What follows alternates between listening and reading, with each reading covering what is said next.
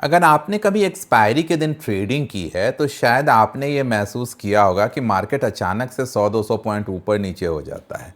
कभी call buyers का premium zero हो जाता है, कभी पुट बायर्स का। और तब रिटेल इन्वेस्टर के मन में एक सवाल आता है, क्या मार्केट को कोई ऑपरेटर चला रहा है? क्या सच में एक्सपायरी के दिन मैनिपुलेशन होती है? क्या बड़े प्लेयर्स जानबूझकर मार्केट को ऐसे लेवल्स पर ले जाते हैं जहां रिटेल ट्रेडर्स का सबसे ज़्यादा नुकसान हो? और सबसे इम्पॉर्टेंट, अगर ऐसा होता है तो उसके सिग्नल्स क्या होते हैं और हम खुद को कैसे इस ट्रैप से बचा सकते हैं? आज हम इसी सब्जेक्ट को डिटेल में डिस्कस करने की, डिकोड करने की कोशिश करेंगे। दोस्तों, मेरा नाम है सौरभ सुमन और मैं हूं आपका पर्सनल वेल्थ गाइड और आप देख रहे हैं मेरा चैनल इन्वेस्टिंग विद सौरभ। याद दिलाना चाहूँगा, मैं एक सेबी रजिस्टर्ड इन्वेस्टमेंट एडवाइजर नहीं हूं, इसलिए कोई भी निवेश करने से पहले अपने वित्तीय सलाहकार की राय ज़रूर ले लें। एक्सपायरी डे को इतना स्पेशल क्या बनाता है? सबसे पहले हमें समझना होगा एक्सपायरी डे बाकी दिनों से अलग क्यों होती है। एक्सपायरी के दिन हज़ारों करोड़ रुपए के ऑप्शन कॉन्ट्रैक्ट्स ख़त्म होते हैं, एक्सपायर होते हैं। Call buyers, put buyers, option sellers, hedgers, institutions, market makers सभी एक्टिव हो जाते हैं उस दिन। और यही कारण है कि वॉलेटिलिटी बहुत ज़्यादा बढ़ जाती है। और प्रॉब्लम ये है कि रिटेल ट्रेडर अक्सर वॉलेटिलिटी को मैनिपुलेशन समझ लेता है, जबकि हर बड़ा मूव मैनिपुलेशन नहीं होता। क्या ऑपरेटर्स सच में मार्केट को मैनिपुलेट करते हैं? यहाँ एक इम्पॉर्टेंट बात समझिए, निफ्टी और बैंक निफ्टी जैसे बड़े इंडिसेस को किसी एक व्यक्ति या ऑपरेटर के लिए मैनिपुलेट करना बहुत ज़्यादा मुश्किल है। लेकिन शॉर्ट टर्म में प्राइस को कुछ लेवल्स की तरफ पुश करना पॉसिबल हो सकता है, क्योंकि वहाँ ऑप्शंस पोजीशनिंग बहुत बड़ी होती है। इसलिए मैनिपुलेशन शब्द ज़्यादा सही शब्द होगा position driven price movement. Manipulation नहीं, पोजीशन ड्रिवन प्राइस मूवमेंट कह सकते हैं। यानी मार्केट वहां मूव करता है जहां सबसे ज्यादा पेन या एडजस्टमेंट हो। मैक्सिमम पेन कॉन्सेप्ट क्या है? एक्सपायरी के आसपास एक शब्द बहुत सुनने को मिलता है, मैक्स पेन। सरल भाषा में वो लेवल जहां सबसे ज्यादा ऑप्शन बायर्स को नुकसान और ऑप्शन सेलर को फायदा होता है। अब ध्यान दीजिए, ज़रूरी नहीं है कि मार्केट हमेशा मैक्स पेन पर ही एक्सपायर हो, लेकिन कई बार प्राइस उस दिशा में आकर्षित होता हुआ दिखाई देता है और यहीं से लोगों को लगता है कि मार्केट को कंट्रोल किया जा रहा है। रिटेल ट्रेडर्स सबसे ज़्यादा कहाँ फंसते हैं? मान लीजिए निफ्टी 25,000 पर है, सोशल मीडिया पर चर्चा शुरू हो जाती है कि आज 25,300 जाएगा।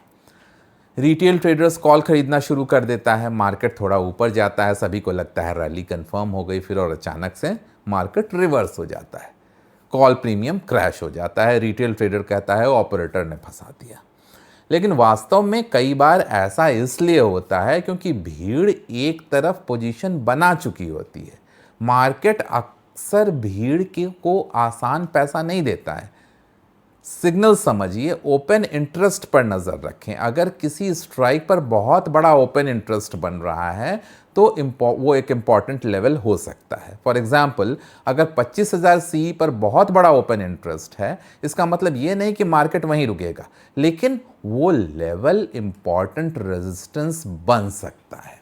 और इसी तरह पुट राइटिंग सपोर्ट का सिग्नल भी वो दे सकता है। एक्सपायरी के दिन ओपन इंटरेस्ट डेटा को इग्नोर करना बड़ी गलती हो सकती है। लेकिन यहाँ पर एक ट्रैप भी है। बहुत सारे ट्रेडर्स केवल ओपन इंटरेस्ट देखकर ट्रेड कर लेते हैं और यही नुकसान शुरू हो जाता है, क्योंकि स्मार्ट मनी केवल ओपन इंटरेस्ट नहीं देखती, वो ओपन इंटरेस्ट चेंज भी देखती है। दूसरा signal, sudden open interest unwinding.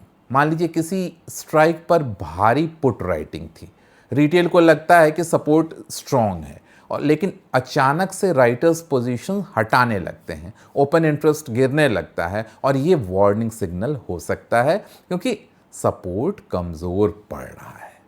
Expiry day पर ओपन इंटरेस्ट अनवाइंडिंग कई बार बड़े मूव से पहले दिखाई देती है। तीसरा सिग्नल, प्रीमियम का बिहेवियर। प्राइस हमेशा पूरी कहानी नहीं बताता, प्रीमियम भी कहानी बताता है।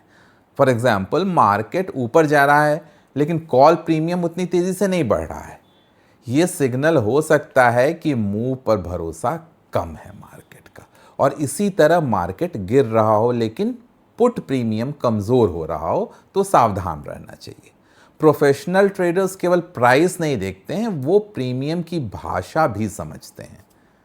चौथा सिग्नल, वॉलेटिलिटी एक्सप्लोजन।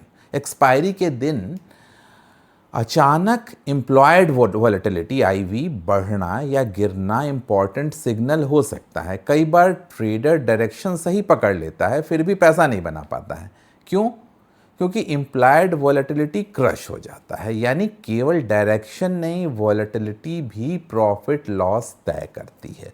और सबसे बड़ा ऑपरेटर कौन है, ये सुनकर शायद आप हैरान हो जाएंगे। कई बार सबसे बड़ा ऑपरेटर कोई इंडिविजुअल नहीं होता बल्कि रिटेल क्राउड खुद होता है। जब लाखों लोग एक जैसी सोच रखने लगते हैं तब मार्केट दूसरी दिशा में मूव कर सकता है।